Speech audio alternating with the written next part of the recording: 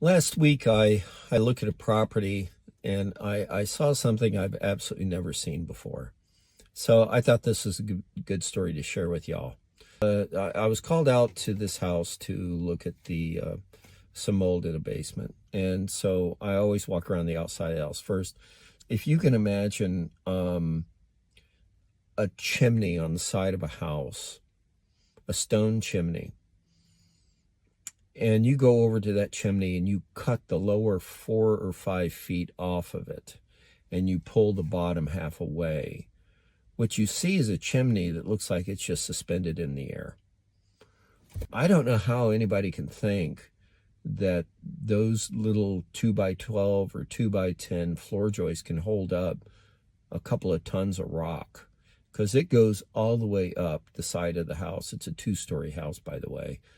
And there's a cap on it, just like always. What's also interesting is halfway up, there's a discharge point because it's natural gas. It's not a wood stove where the discharge would be out through a port in the very top of the chimney. It kind of discharges out halfway. I don't know why they would do that.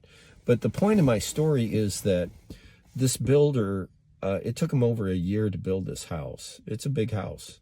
And all he had on the top of the chimney was a sheet of OSB board in the weather for an entire year. One sheet of OSB board. He didn't cover it with plastic or anything.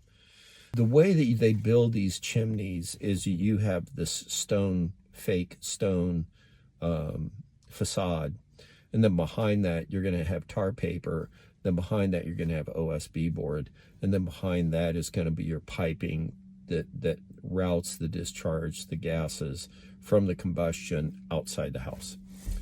Well, you need to protect that column of OSB board that comprises the inside of that chimney. If you don't protect that, then that OSB board will get wet and moldy and start to fall apart. So when you see a stone fireplace like this, and you look up and you ask people, what's going on, the main issue is there's a strong odor coming from the fireplace. And that tells you right there that that OSB board on top did not do its job. That the insulation, the OSB board got wet and it's moldy and so on.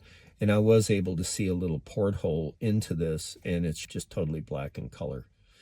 So just be aware of how these things are built, these fireplaces, and how they can be a problem in your inspection.